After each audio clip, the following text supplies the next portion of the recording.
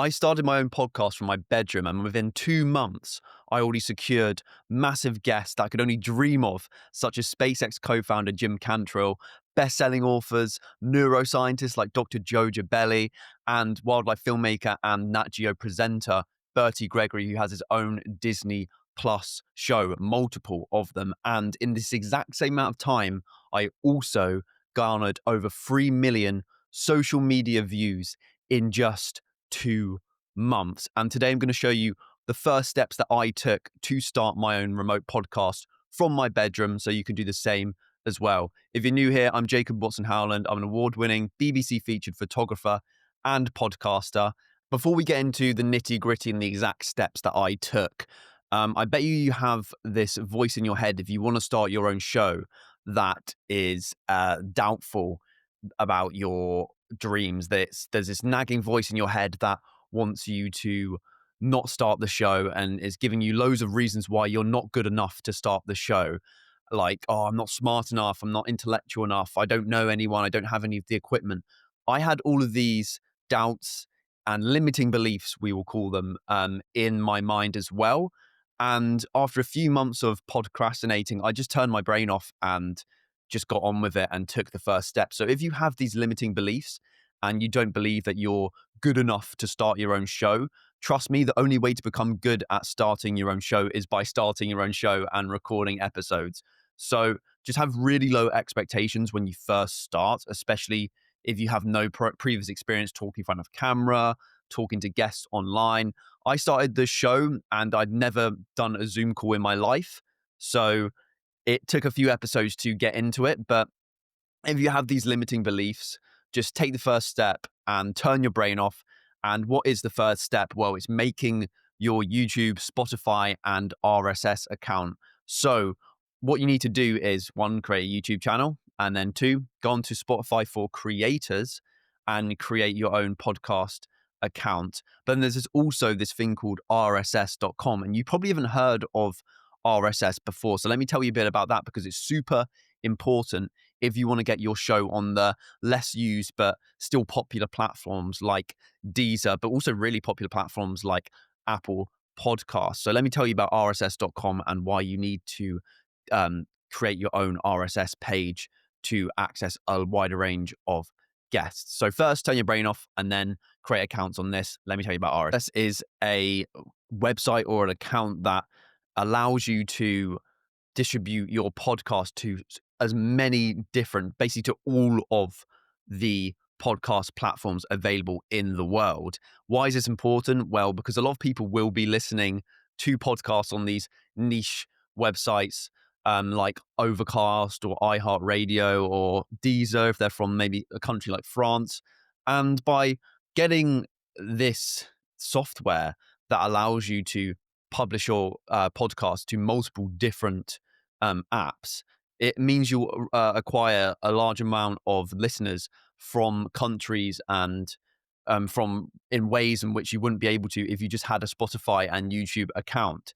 And a lot of different countries use different podcasting media platforms. And what RSS does is allow you to distribute it all to all of the apps with just one upload. So instead of having to manually go onto Apple, Deezer, Overcast, Podsqueeze, all of these different apps manually and upload, which would take way too long, you just put it onto your RSS feed and then it distributes it all for you. It's an absolute no-brainer. And most importantly, if you want to get your podcast on Apple, which you definitely need to do because a lot of people listen to their podcasts on Apple Podcasting, then you need to get an RSS account to do so.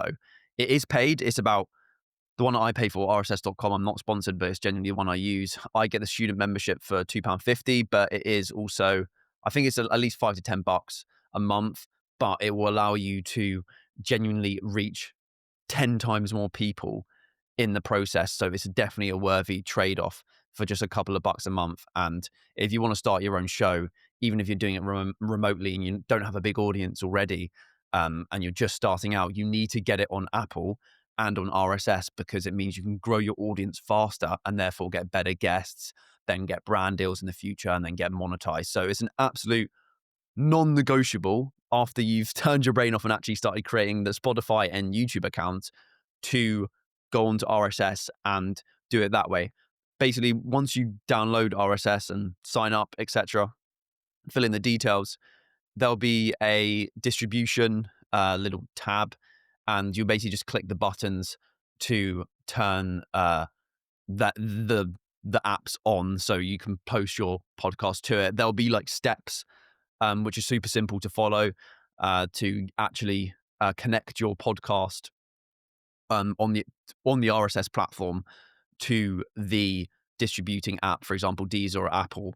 But once you get RSS, it will tell you exactly the steps you need to do, and it's super simple anyway. So once you've created accounts, you obviously need to create a profile picture, maybe a banner image if you're on YouTube, do the bio, and name your show.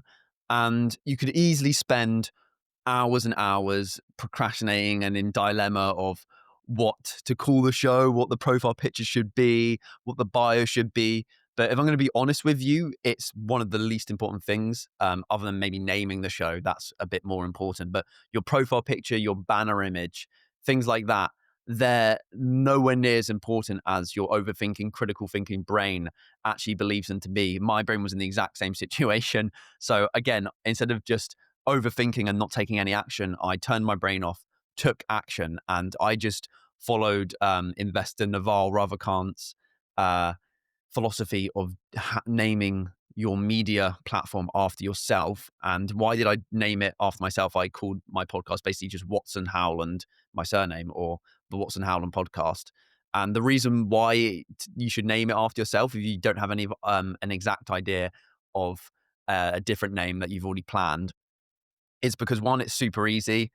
Two, it gives you accountability. If you're putting your name on something, it means that there's more pressure on you to perform, but also it creates a personal brand for your name. And once your name becomes more recognizable, that will increase the connection between you and the audience, because they'll know your name.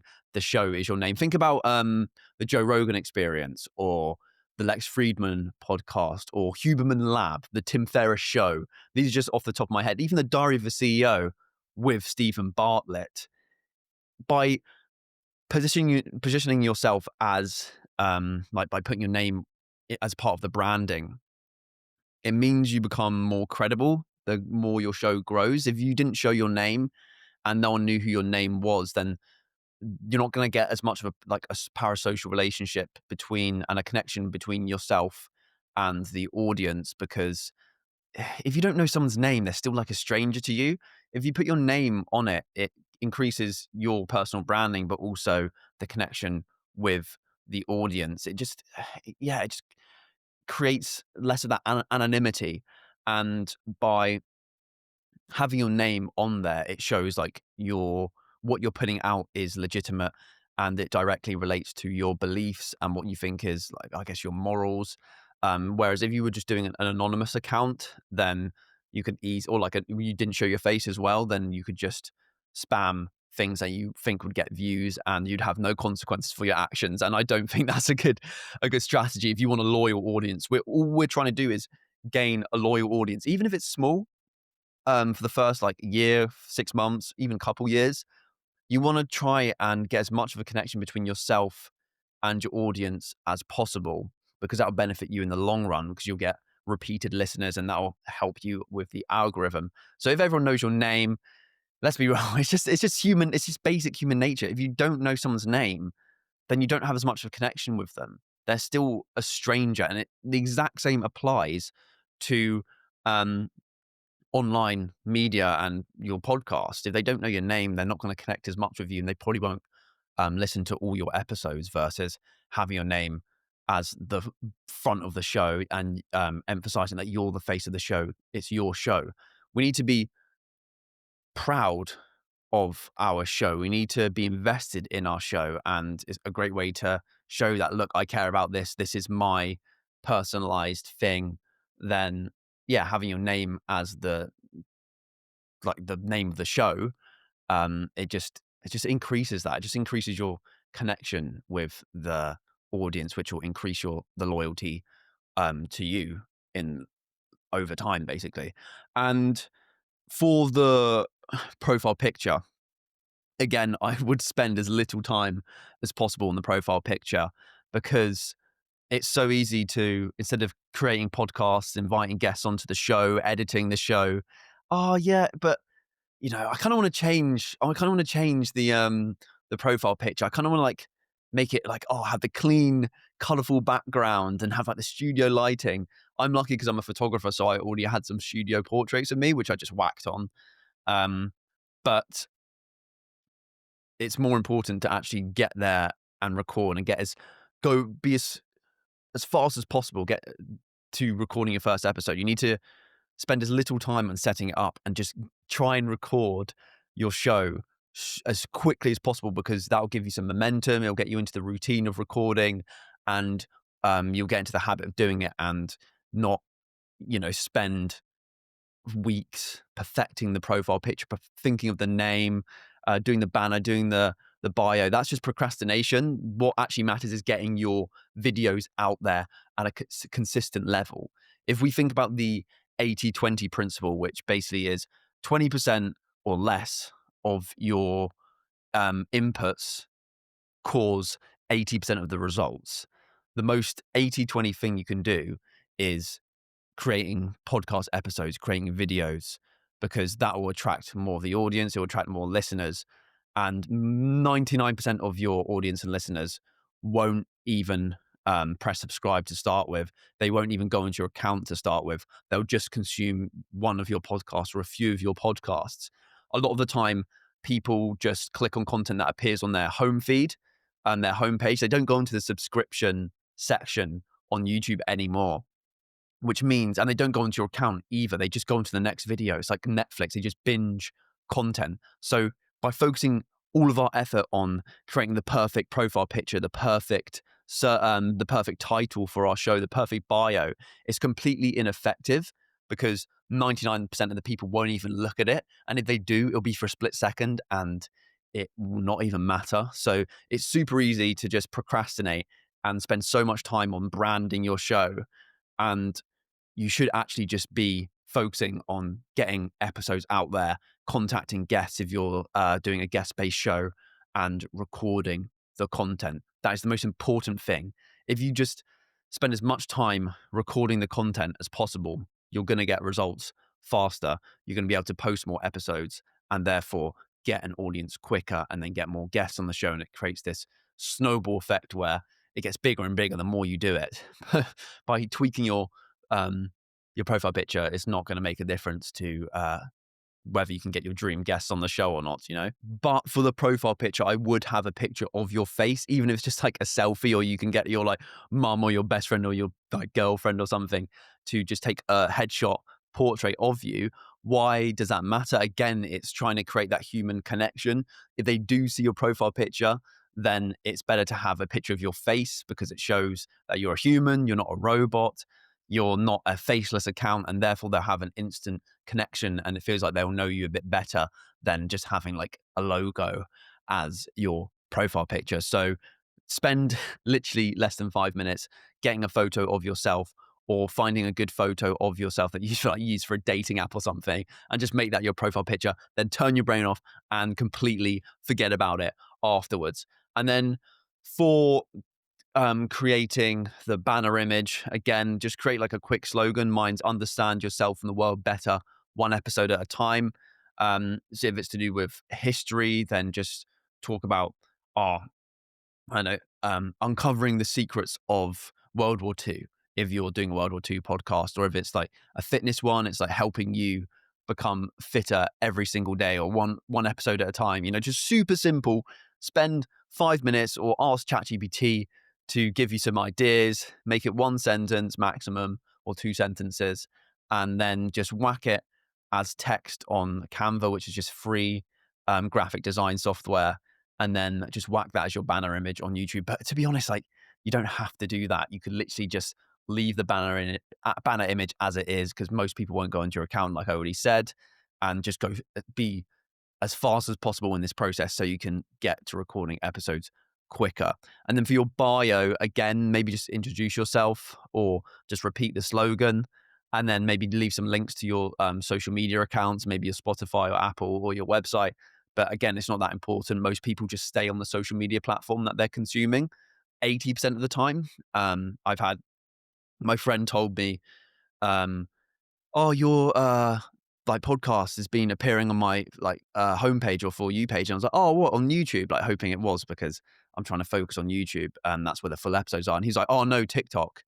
And then I think someone else said it about the same with Instagram. So although my friend probably does watch YouTube, he probably spends 80% of his time on TikTok.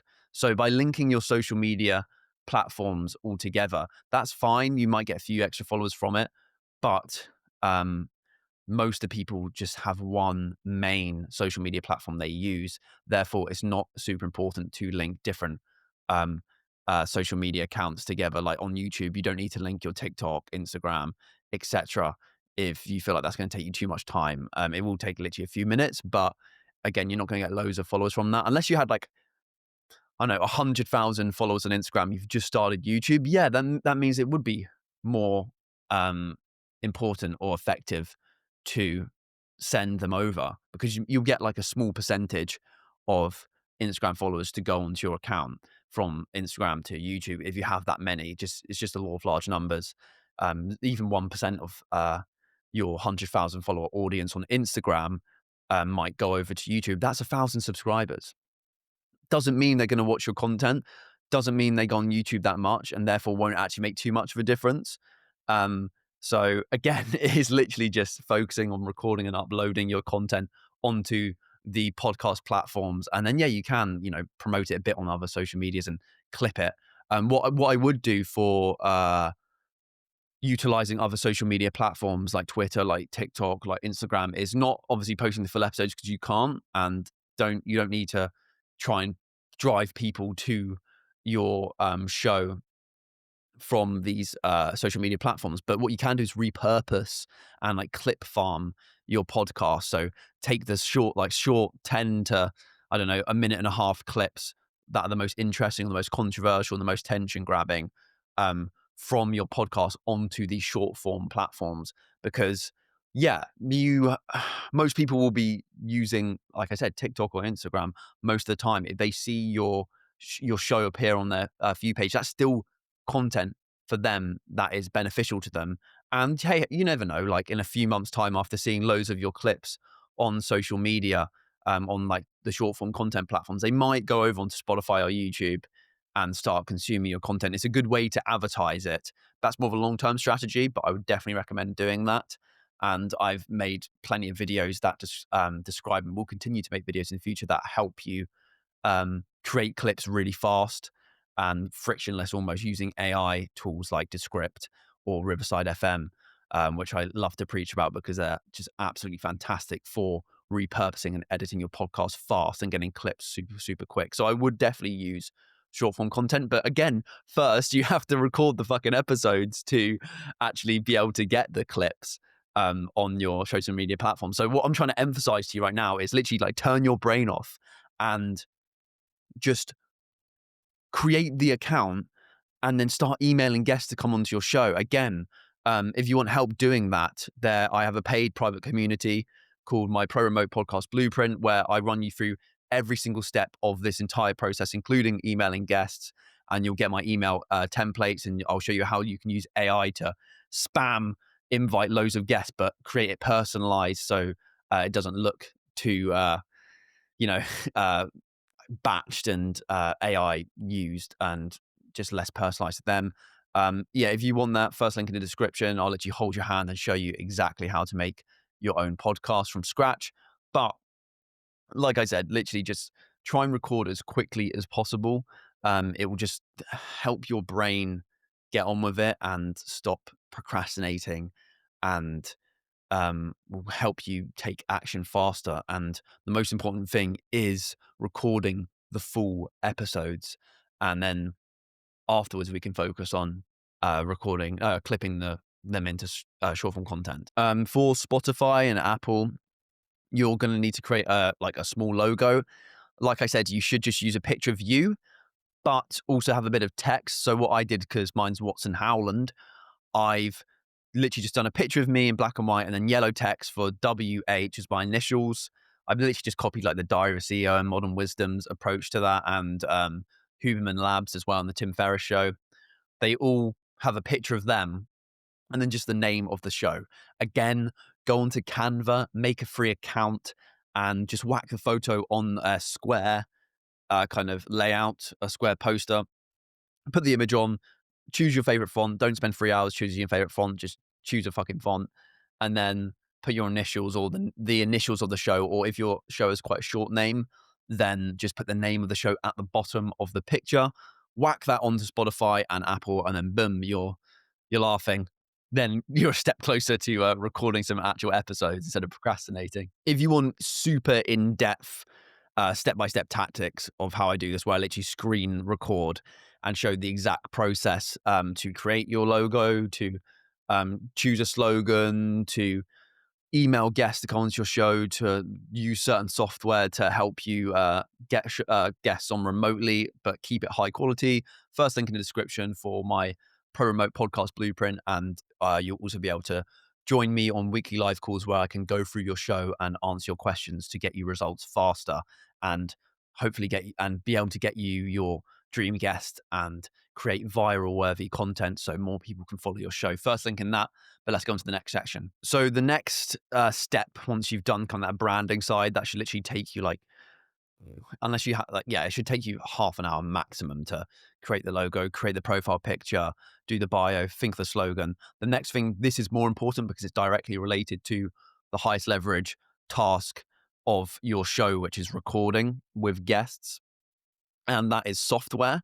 So you could do Zoom, you could do Teams, but if you actually want to have a pro show from your bedroom, potentially like remotely, then I would use a specific podcast software that is like Zoom, but is directly for remote podcasting, that creates high quality image and video and audio tracks from you and your guests separately. So you can, edit it and do things like that. And it's also AI leveraged. It's called Riverside FM. I'm not sponsored, but I use it. Again, I warn you, it is £20 a month, but it is the most important piece of software for your pro remote podcast show because it does everything for you. It completely streamlines the entire remote recording process for you and your guest. And like I said, high quality audio, high quality video. You can literally just press a button and it invites the guest via email. All they have to do is click the link and then join in their browser. Super efficient, super simple. Like the layouts are so simple. It has a cloud, so it saves all your videos. I'm actually using Riverside right now to record my audio for this video because I can plug my microphone into my laptop, and then it creates this thing called Magic Audio, which removes the background noise, the echoes, and makes my audio super crisp with one click of a button. And that's AI leverage too. They also have this new thing called Co-Creator, where it is an AI for your specific show. So it will go through your transcript and create show notes, titles, summaries, chapters. It basically does all the heavy lifting for you. All you have to do is literally just press record and ask questions to your guest. And it's £20 a month.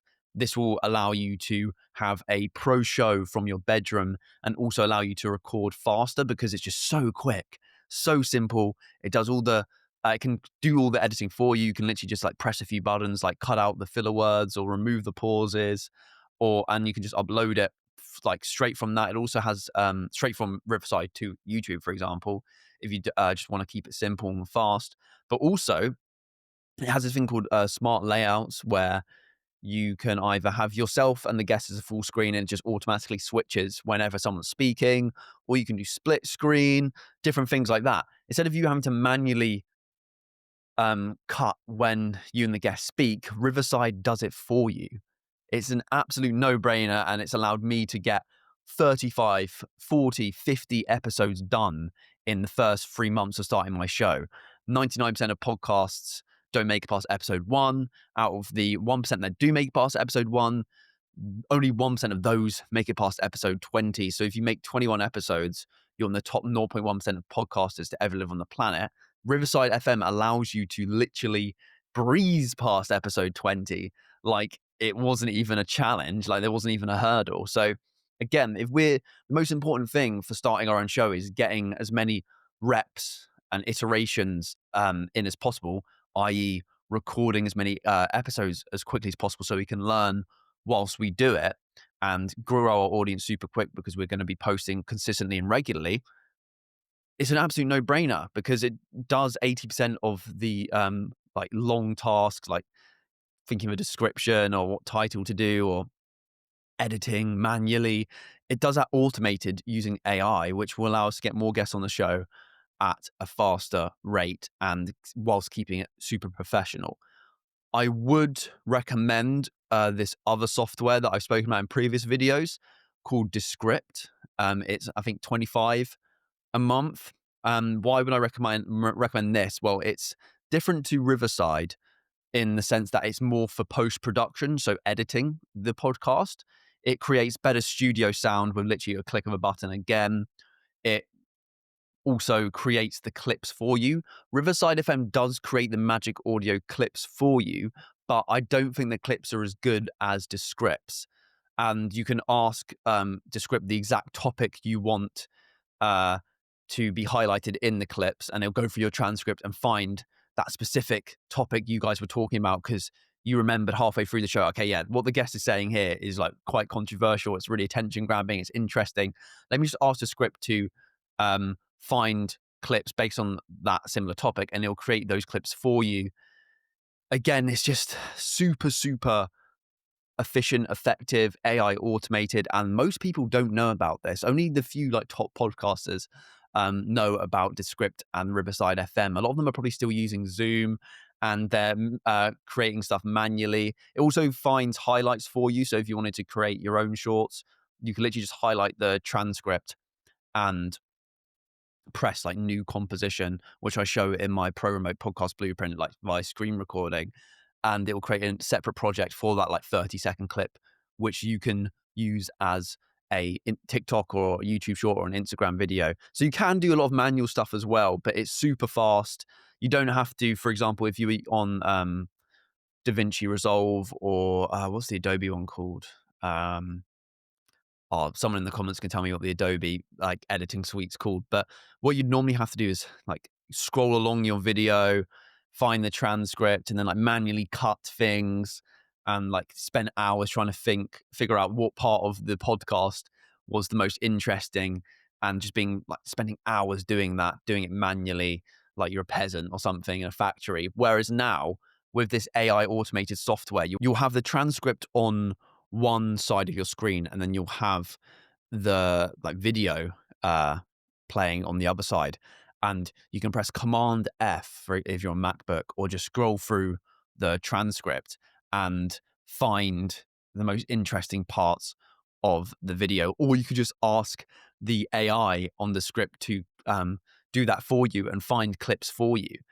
And I think it was last week, this week actually, I was editing a recent podcast and I copy and pasted the transcript into ChatGPT and asked it to find me some viral clips from the transcript, just to see what the difference would be between the Descript clips and the ChatGPT clips. And the ChatGPT clips were actually worse. So the timestamps for where they said the most interesting topics were a bit off, and also it paraphrased a lot of the transcript, and it made it sound super interesting. Then I tried to find where it was talking about in the transcript for this clip, and it was like completely different to what was actually said in that space of time. And even if it was accurate, I'd still have to create those clips manually because ChatGPT didn't have access to the video, it just had access to the transcript. Whereas on Descript, it had the complete, it just did it for you. It just made the clip for you in literally less than a minute. And you can do 3 clips, you can do 10 clips, and you can customize what you want it to talk about. So I would highly, highly recommend getting Descript as your editing software and use those clips instead of Magic Audio. But why do these clips matter if like most people on TikTok and Instagram aren't going to be consuming your content. Well, if you can post content for free, if you can create short form content for free, which gets more views, there's going to be a small percentage of those who go on and check out your work. So one of my videos blew up on Instagram and TikTok. Both got 1 million+ views. And I gained like a few more listeners on YouTube from that. It was a small percentage, but it was better than like not gaining anything from it. And it's like you don't have to pay any money to post on short form content. And if you have a lot of presence on different social media platforms, it will just make you more credible and your show more credible and will allow more people to find out about it, even if it is a small percentage compared to them seeing on their YouTube homepage or their Spotify homepage. And also, Apple and Spotify aren't good at promoting your shows. And think of short form content as an almost advertisement, like an advert for your show. So like it just gives you the juiciest bits from the show. If they like that sample, let's use the example of brownies. So when you're in a shop, sometimes people will be sat there with a tray and they will have some brownies that you can have for free as a sample, right? They're like smaller than the actual brownies you'd get that you'd have to pay for. But, it's a bit of a taster. They can see whether they like it or not. And there will be a percentage of those who try the sample who end up having and buying and consuming the larger sample, the larger brownies, the actual box of brownies. So imagine your short form content as the sample, so the small taster that they can try out, and then imagine your full podcast episodes on YouTube, Spotify, and Apple as the actual product that they would consume that's larger. So what's going to get you a bigger audience faster, and what's going to secure you more of a loyal audience in as faster amount of time? Having just the box of brownies, just your podcasts on the shelf, so just on these platforms that are like long form content, or having the long form content on these platforms, the brownies on the shelf, as well as the small free samples for the potential viewer, potential audience to try out first. And then if they like it, there's going to be a percentage of them that will consume more of your full episodes. So think of it as that. You're going to obviously get more of an audience, from having the free samples, the little snippets on your social media, on your short form social media content, than just having the big episodes by themselves on the long form content. It just makes so much more sense to have both, because there will be a percentage of people who look at your short form content and they're like, oh, that's interesting. Let me go check out the full episode on Spotify or YouTube or whatever I use, because I do listen to podcasts, but I also consume short form content. They just have a little taster. If they like it, they're going to go onto a show. Short form content often produces more views. So then again, you're going to have more traffic and more chance of people checking out your show. And if you can get AI to generate some good clips for you, which you can through Descript or even through Riverside FM, why wouldn't you just post one short a week? Why wouldn't you have the samples out there for the potential viewers to try out? It just makes so much sense. If you had to pay to post short form content, or it took you hours and hours and hours to edit it into shorts, then maybe it wouldn't be as worth it. But the thing is, my favorite podcast is Modern Wisdom by Chris Williamson. How did I find out about Modern Wisdom? I was on Instagram Reels and I started going to the gym. So I started getting a bit of gym. The algorithm started pushing me some gym stuff because I started consuming a bit of that. And then it also started showing me some self-improvement things. I don't go on social media now. I only use it to post. But back then I was a bit more of a consumer. And I kept seeing clips of Modern Wisdom appear on my feed. And at first it was like clips of like Alex Hormozy. And I was like, who the fuck is this guy? Oh, this is like, this is like toxic, like, oh, like gym bros. Yeah, whatever. But over a few weeks, I started to watch more of the shorts of the. I started trying more of the brownies, the samples, and when I was first saw the content, I just walked past, didn't try the samples, just like kept scrolling down. But over time, I started tasting a bit more of the samples. I started consuming a bit more of the Modern Wisdom clips, and it started to taste nice. The clips were actually like good. They were insightful. They were advice I'd never heard before, and I was like, huh. I consume YouTube. I used to consume YouTube quite a lot. It was mainly Instagram and YouTube, but I always like watched videos on YouTube. But I wasn't just on Instagram, so I went on to Instagram. No, I went on to YouTube. Sorry, and after trying those samples for a few weeks, after consuming the short form content of Modern Wisdom for a few weeks, I tried out a full episode of Modern Wisdom, and I would never have been able to find Modern Wisdom, or at least at that point in time, it wouldn't have come up on my YouTube homepage because the algorithm, like I wasn't really watching podcasts on YouTube. But because I tried the sample, because I watched the short form content of that show, basically the mini adverts, the mini samples of that show, I then migrated to YouTube to try the full episodes and I bought the entire box of brownies. And then my YouTube algorithm started pushing me more Modern Wisdom full episodes. So I started consuming more and more of it. And then I started listening to it on Spotify. It's like a funnel. It works. You need to post short form content when you're first starting out your podcast. And if you want tips on how to do that and how to, choose the best clips to use, how to use the script most effectively to make sure it generates you social media clips, first link in the description is part of my video course on my private, on my Pro Remote Podcast Blueprint if you're interested in that. But do you see how it works? You show the clips on short form social media platforms. It's going to attract a large amount of people because they get more views.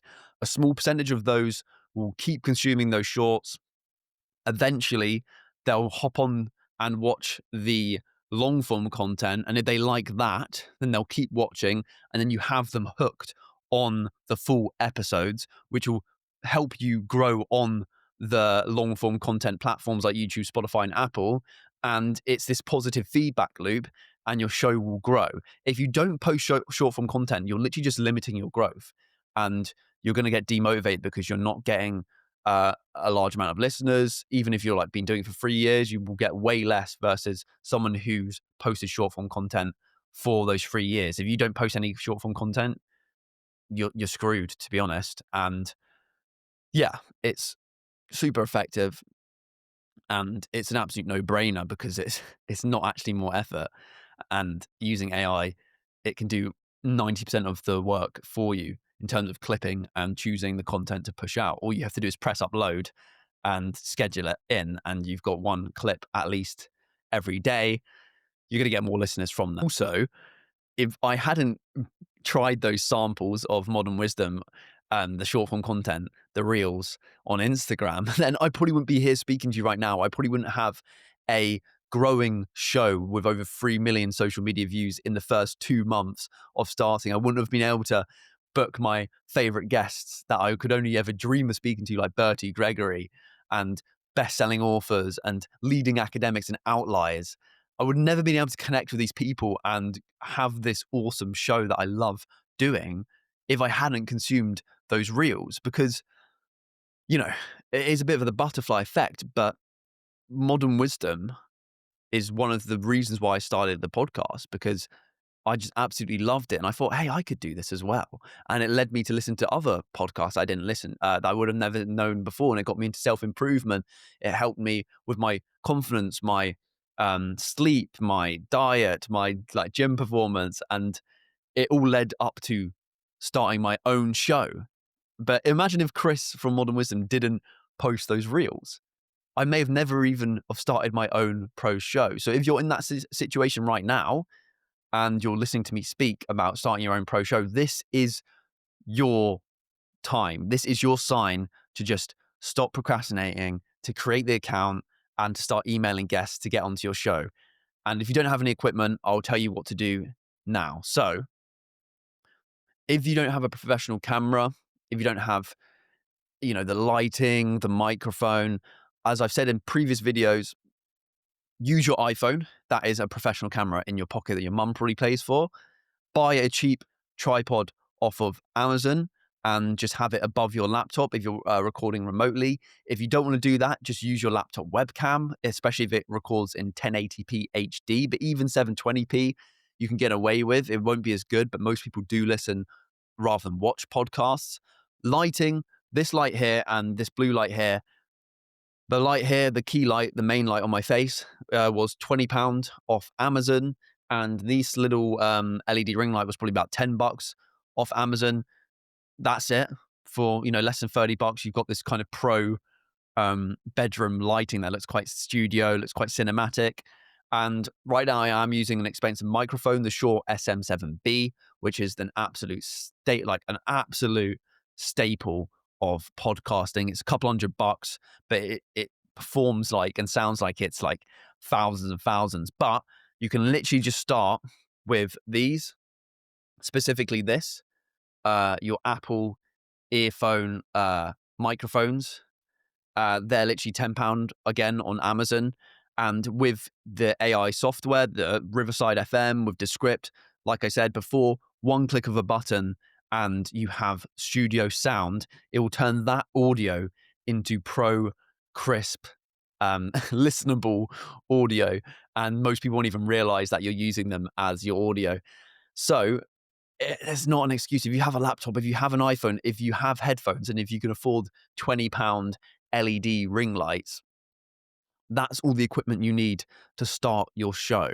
Because think about it, the guests aren't going to have the pro setup unless they're also podcasters as well. So having the software as well will turn both of your audios into super crisp. Audio is by far the most important in terms of quality. You need to make sure that's good. So the first investment would be a microphone. But if you are strapped for cash, I would buy the software before the audio because it will just turn everything up a notch in terms of quality just through the AI software that it uses. It's an absolute no-brainer, and it's literally just one click of a button, your audio is fixed. It's so good. So now we've got the the software, we've got the equipment, we've downloaded Riverside FM, and we're going to get guests remotely. How do you get guests? How did I get guests? Well, I've got specific videos for that. And again, first thing in the description, if you want super in-depth, like super, super like hours long advice on how to get guests on your show. But how do you find guests? Well, first you figure out what you're interested in. So, if you're interested in hockey or sport or fitness or the gym, or you're maybe interested in specifically in the sauna and what the health benefits of that, you go into ChatGPT and you ask, find me experts in that topic. Maybe if you've read some books about the sauna, you write down the author's name on a page on Apple Notes, and then you also copy and paste the names ChatGPT gives you on your notes as well on the same page. You'll go on to YouTube and Spotify and find podcasts or 10-minute videos and YouTubers who are into cold and warm therapy, into the sauna, and maybe check your Instagram reels, see the people that you follow on TikTok that talk about the sauna's benefits. And you basically compile a list of all of these names, and then you will either or like manually search up their name and put email on Google, or you will ask ChatGPT or another AI to find me these guests, these people's emails or websites or contact details, as I want them to be guests on my show. I would recommend using AI, but also doing manual because sometimes AI doesn't give it to you. But start off with ChatGPT. You literally just ask it, find me the email addresses or contact details of the following names for my podcast. And then you'll just copy and paste the names you've collected on, for example, like sauna experts. And it should give you their emails. And you could DM them. But as I said many, many times before, if you just started your own show and you have 4 followers, is someone with like even 1,000 followers, or probably if you're going to be aspirational, which you should try and get you the best guests on as soon as possible, because a lot of people just do like going onto podcasts and talking about themselves and their interests. And even if you're starting your own show, podcasting just has this weird advantage where it just seems professional, even if you have like 10 followers. Um, it just seems like, I don't know, I don't know why it is that, but it is what it is, I'm not going to complain. Um, Especially if you've made sure that you're going to be recording high quality and you send a good email, which I have templates for in my free course, not in my free course, in my course, first link in the description. If you send them a DM, most people don't check their DMs unless they follow you, which they won't probably, unless you're friends with them already, which you probably won't be. So they're not going to see that DM.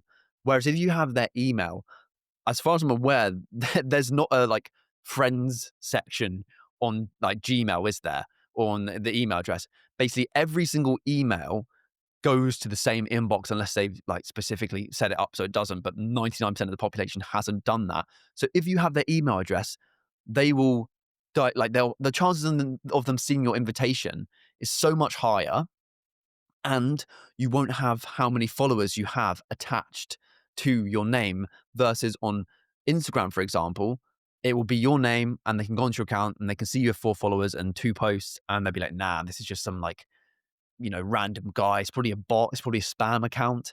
Whereas on email, you have to go through the effort of finding their email address and you don't have any of that negative social proof attached to your name because you don't have any followers attached to your name on Gmail. It's also just professional. It's what professional people with jobs use. They use email. They don't check their DMs usually. I mean, if you have 100,000 followers and your show's been advanced, then yeah, start DMing people that way as well as sending them emails. But 99% of the guests that I've got onto my show have been through email, and I did not send any DMs for the first month or two, even though I had 12,000 followers on Instagram. And I've only got, I think, 1 or 2 guests from DMs, and I've got 50 plus guests from sending emails. And as long as you can find their email addresses, then do that. If you can't find their email addresses, yeah, of course, go DM them. Of course, try and find their LinkedIn, which is, again, more professional than just casually DMing them. So create a LinkedIn account as well. Do that before DMing them on Instagram or TikTok. But yeah, emailing guests is the most effective way to get a response. They might not say yes, but using the tips that I explain in previous videos and in my Pro Remote Podcast Blueprint course in more detail, you will have a very high chance of them saying yes. And the conversion rate will be above 10 to 20%, which is super, super high. I think most cold email conversion rates are like probably less than 1%. But with the tactics I use, I get at least 10%, at least 20%, sometimes even 30% response rate through my cold emails. And it's the most effective way to get guests on your show super fast. And why is that important?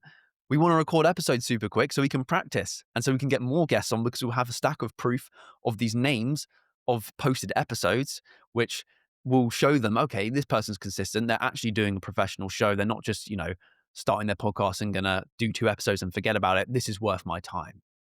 So start sending emails out. I have previous videos and my course to show you exactly what to put in your emails. But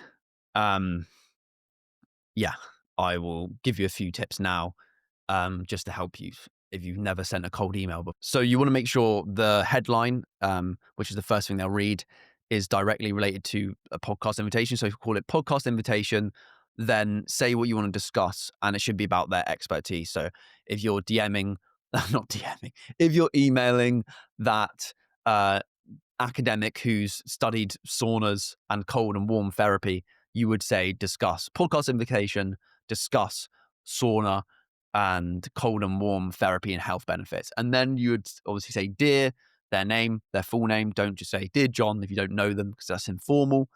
Introduce yourself and your podcast very quickly in like 1 sentence, and just give them a specific compliment like, oh, I love your paper on the cold versus warm therapy and how the health benefits, you can like increase your cardiovascular health from that, something really specific. Again, you can ask ChatGPT to generate that for you. And I have AI prompts and email templates in my paid course, first link in the description. But yeah, just give it a specific, give them a specific compliment. It shows that you care about their work and you've actually consumed their work, and you're not just sending this to 100 people, even though you probably are. Not, but it's personalized. It's personalized to them. It will instantly give you a connection with them. It'll make them feel important and therefore make them more open to coming onto your show. Then you would also say, I'd love to discuss the specific topics that you want to discuss with them. Again, you can ask AI to think of ones for you.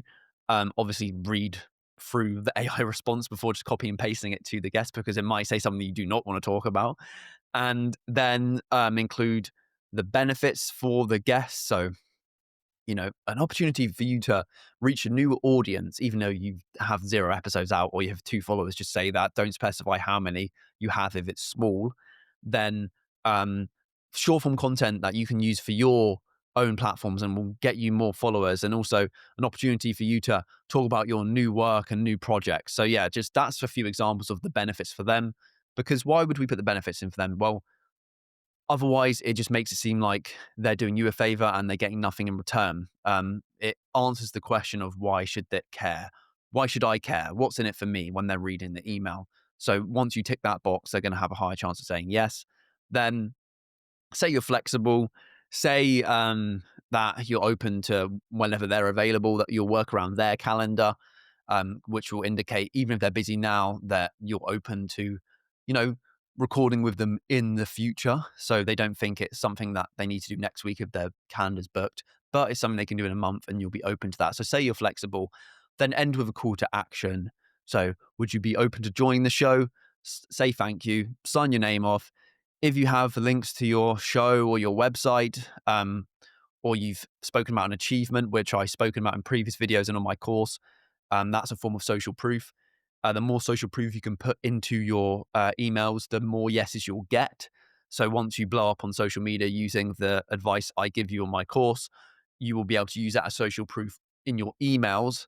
And that will allow you to get a high amount of yeses, because it shows you're credible. It shows your achievement. It shows it's a popular show, which they can get a lot of benefits from, versus, the show with 2 downloads. They're not going to get a lot from that other than just speaking to you about it if you have a small audience. So that's for like when you're more advanced. But on my course, I can show you exactly how to do that and become advanced super quick within a month. But yeah, if you have social proof, use it. And yeah, just sign off, have a few links to your social medias so they know that the show does exist. They can check it out. I would recommend showing them your Apple podcast as a link below after you've signed your name off. Why? Maybe your Spotify, but probably your Apple. Why would you show your Apple podcast rather than your YouTube or your Spotify when you're first starting out your show? Well, because as far as I'm aware, Apple has the least visible social proof on your podcast. What I mean by that is there's no subscriber count. There might be like a 5-star rating thing, but there's no follower count. You can't see the likes and views on each episode. So if you've posted a couple episodes already, especially by sending them your Apple podcast, again, we're avoiding the trap of having a low amount of followers. Versus if you did it on YouTube, they could see your subscriber count, which could put them off if it's low. They could see your view count, which could put them off if it's low. They could see your like count, which could put them off if it's low. That's all going to turn them off. That's all going to increase their chance of saying no. The bigger the audience you have, the higher chance of them saying yes, because it indicates more of a benefit for them. It indicates your show's more successful and credible. But if you just show them, if they could just see your Apple podcast account, which has the episodes you've posted, even if it's free episodes you've posted, by not having any of those low likes or low views or no views and no followers, it's more credible. It removes that constraint that we have when we first start our show, which is our lack of audience. It's just more effective to show them something that doesn't show your metrics when they're low, versus something like YouTube, which shows your follower count, your subscribers, your likes, your engagement on the videos. So that's what I would recommend. And maybe show your Spotify if you haven't started your Apple, but again, download RSS and get Apple ASAP. Spotify it shows the ratings and it shows, I think, how many followers you have from your show, but it's quite small and it doesn't have the metrics for each episode. It doesn't have the views, it doesn't have the likes per episode. So use that if you want to as well. But yeah, that's what I'd recommend for the emails. And if you want the templates for my emails and you want to show and you want like real life examples of me using AI, copy and pasting it into ChatGPT and then sending that to a guest, then that's the first thing in the description on my Pro Remote Podcast Blueprint, which will help you go from zero idea, zero followers to securing a dream guest from your bedroom in 4 weeks or less. So once a guest has said yes and they've responded, and you now have to schedule them in, be aware of the time zone differences if they're, for example, American and you're living in Europe. But once you've sorted all that out, you've put it on your Google Calendar, then you need to record. So, and also do a bit of preparation.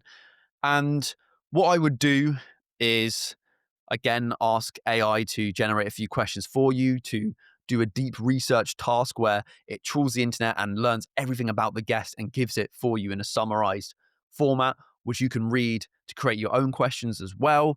I've done separate videos on that, and that's also on my course, but as well as the templates and prompts to get the best questions. But do a mixture of AI questions and your own questions, and do a bit of your own research as well.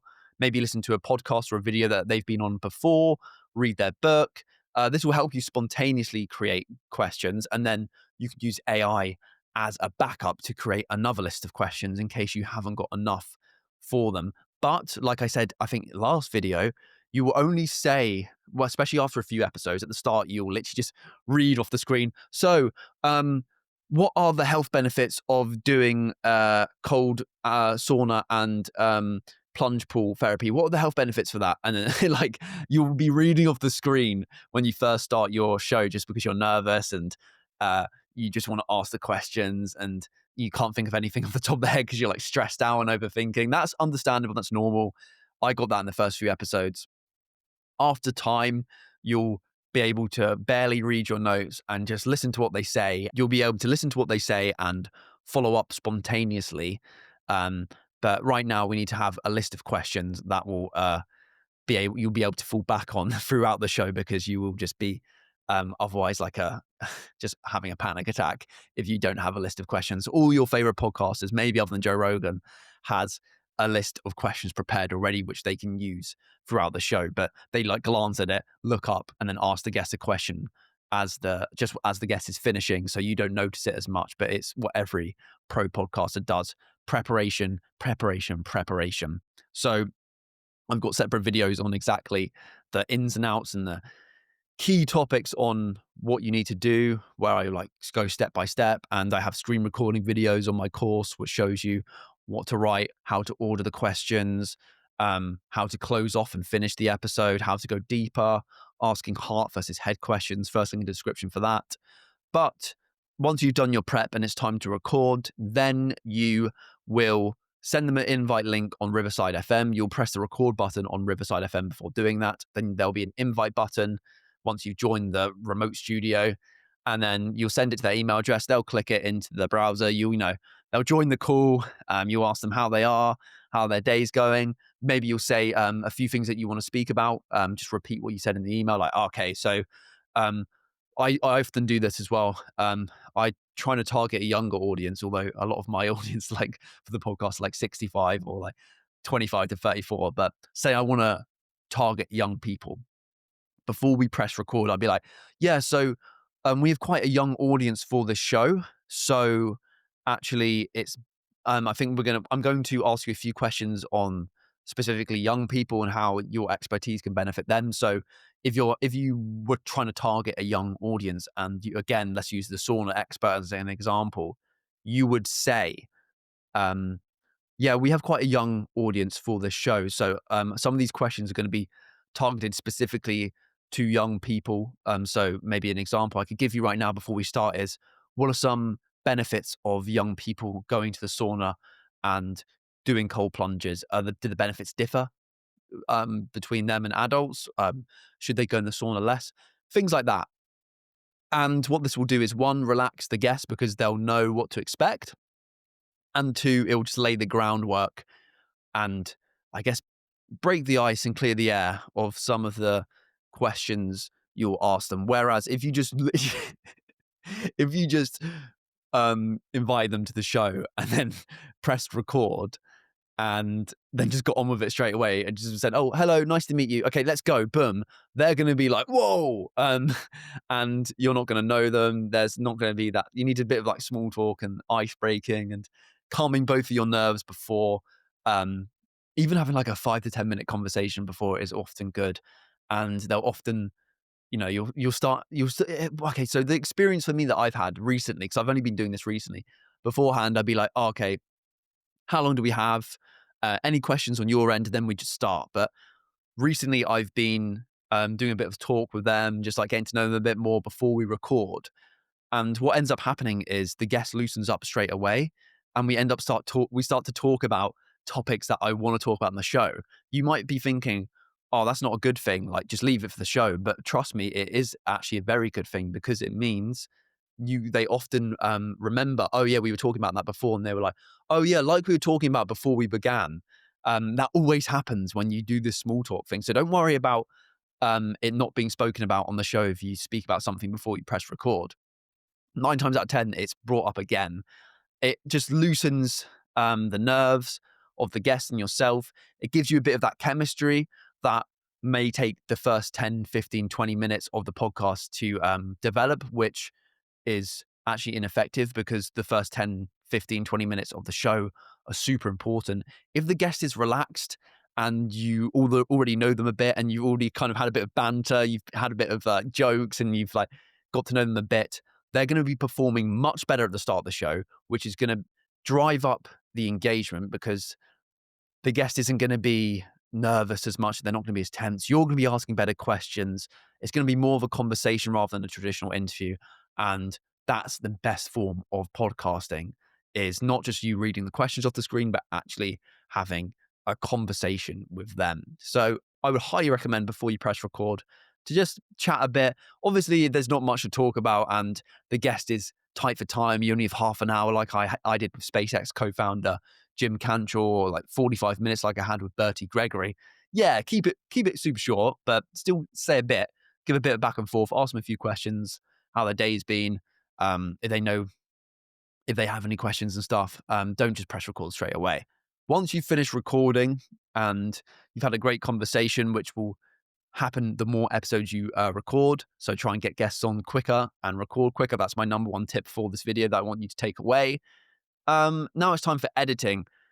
So you go onto Riverside, download it, go onto the script, do the studio sound. I have full editing, step by step, screen record on my promo podcast blueprint. First link in the description for that. And I'm also going to be doing some editing specific videos on this channel as well. So stay tuned for that. Remember to subscribe. And basically, once you've edited, you've sorted out the audio, you've kind of aligned all the footage together and it's all good, it's all crisp. Remember, you don't have to do loads of editing for a podcast. It's meant to be unscripted. It's meant to be a bit rough around the edges. You're meant to have pauses. You don't need to remove the filler words or remove sections where the guest spoke for too long. It's a conversation. It needs to sound like a real one rather than a 10-minute YouTube video where they super hyper edit it. That's not what a podcast is. Don't fall into that trap. Once you've edited it, you need to also write a quick description, spend a bit of time on the title and thumbnail. Again, for the thumbnail, go onto Canva and create one. There's a lot of different thumbnail strategies which you can use, which I go through on my pro remote course and I'm going to do a video on in the future. Different thumbnails work. You can have the clickbait Diary of a CEO one or the screenshotted, super authentic, just picture of the conversation like Joe Rogan does. Either one works, or you can be somewhere in the middle. But once you've created your thumbnail, just upload it onto YouTube, on Spotify when you're uploading the full episode. It will take a while to upload episodes. They can take a couple of hours if it's been like a 2-hour episode, for example, because the video files are so big because you've been chatting for ages. So just whack your MacBook on and do something else whilst you're uploading your show. And yeah, so once it's all uploaded, you've come up with the title. Tips for the title, again, strategies differ. You can do the super clickbait, attention grabbing, Diary of a CEO, or you can do literally just the guest name, the episode number like Rogan. And there's, again, middle ground where it's half clickbait, but also like almost ethical clickbait. And that's kind of the modern wisdom approach. I go through in-depth analysis and run-throughs of that on my paid course, but I will do brief, not brief, full guide videos on that on this channel as well. So stay tuned for that. But once you've done that, it's time to repurpose it. So you'll go into the script and you'll get it to generate clips, and AI will turn your podcast into 10 super engaging clips that you can just go onto the short form social media platforms and post or schedule. And again, spend a few minutes doing the captions for that video. Don't spend ages, because especially for social media, especially for short form social media content, you don't need to spend ages perfecting the caption. It could literally just be a question. It could be the first 10 seconds of the video, the text in the first 10 seconds of the video. If the clip is you asking a question and the guest answering, just do the question you asked as the caption and forget about it. Short form content, again, is a sample. It gets eaten super quickly and then forgotten about. It gets consumed super quickly. It's basically like fast food compared to the full episodes, which is, a gourmet meal. So don't spend ages overthinking what to write in the description. You can literally even just do a call to action, like watch the full episode on YouTube and Spotify, or just make it a couple words, and then just schedule it and post it and forget about it. And then a bit of social proof I have for you, for why you should post the short form content is I just used a clip off the script and scheduled it in, didn't think about it, forgot about it.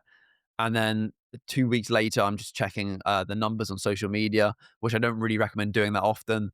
So that's why I did it 2 weeks after this. And I saw 1 million views on TikTok, 1 million views on Instagram. My friends started messaging me saying they've seen my short form content videos. And that was all from a clip that AI made for me. Well, not AI found for me on the script, And all I did was download that clip that it found, uploaded it onto the social media platforms, wrote a quick description that matched the question I asked in the video, and boom, helped me get 3 million views in the first 2 months across all social media platforms and helped me grow my show faster. It's not as complex as you think it is. It's not as time consuming as you think it is. I fall into the trap as well of being like almost autistic or OCD and like tweaking the thumbnail and like tweaking the title or like tweaking the video description or like cutting half a second out of the social media clip. And that's super ineffective. The most effective thing to do is get guests on your show, record, post it, repeat. That's the most effective part. And then obviously post the repurpose short form content as well as the samples to attract people to the main episodes. That's it. So stop procrastinating, stop focusing on the little things, the thumbnail, not the thumbnail, sorry, the profile picture, the bio, the banner. Stop spending hours trying to figure out what guests to get. Just think of a topic that you love.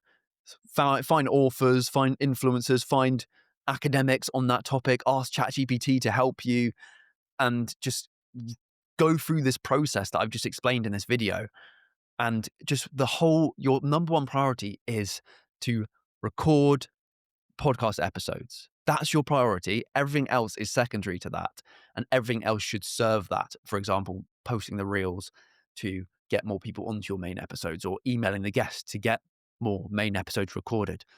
So if you're just starting out your podcast and you want one piece of advice, if you just voice broke, I've been waffling for hours, well, not hours, for almost an hour.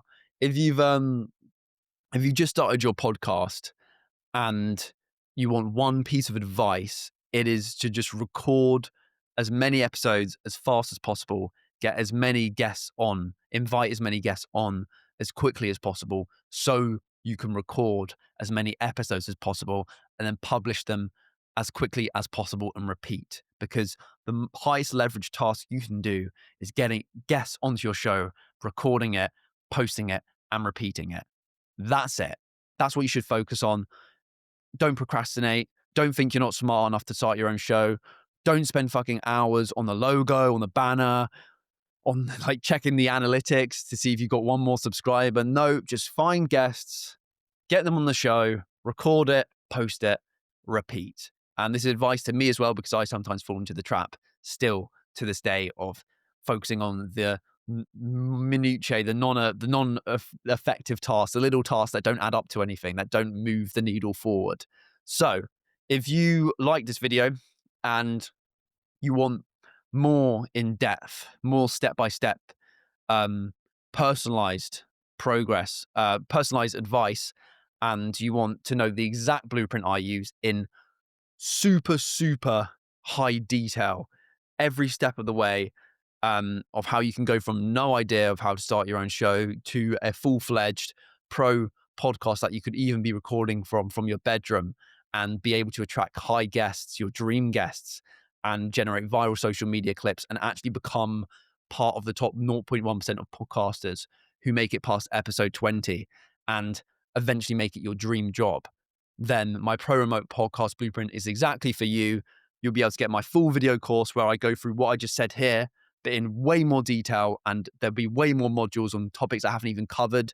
For example, breath work, how to speak confidently in front of camera, go into more detail of how you can use AI and research and things like that, and also get templates, AI prompts, an ebook, and join weekly live calls with me, as well as the rest of the community who are joining the course, which you can befriend and help grow and get results faster with. So you'll end up making also, as well as all the things I just said, you'll also be able to meet fellow podcasters who are ambitious and you can befriend and grow with. Like, how cool is that? Imagine you meet someone on this community and you both just start your show. You're both on 0 followers and you just become friends. And then in like a couple weeks' time, your show's growing. You're getting guests on the show. In a couple months' time, you're getting loads of subscribers and getting bigger guests. And then in a few years' time, you both have your own pro show and you're one of the best podcasters in the world potentially.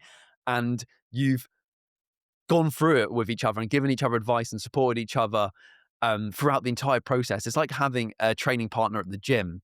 This is what can happen if you join this course, because it's for the ambitious people who want to start their own show from scratch, but need some guidance, need some help from someone who's been there and done it before them, i.e. me. Then this is exactly for you. You'll also be able to join the live weekly calls where I'll give you personalized feedback to help you get results much, much faster. So if you're interested in that, first link in the description. The first 25 members get it for $47 a month. Then I'll be doubling that once it reaches over 25. So if you're watching this right now, you're super early, go get it at this absolute bargain price. I should be charging like thousands of pounds for all of the education and content that's in there for you, because after you've watched all the courses and been in the community, you will literally be a pro podcaster. And there's no other podcaster on the planet that I listen to and that I look up to that has told you all the secrets, has an entire blueprint for you to just copy to get results. I had to do this all from scratch and learn through trial and error. So if you want to start your own show and get results even faster than I did and avoid all the mistakes, as well as befriend a group of ambitious podcasters who are also growing their show and get personalized feedback, as well as all the free AI email templates as part of the course that should usually be thousands of pounds, because it's helped me get so much results and not many people are using AI like I am for podcasting. First link in the description, and you will not regret it. Your future self will thank you. Goodbye.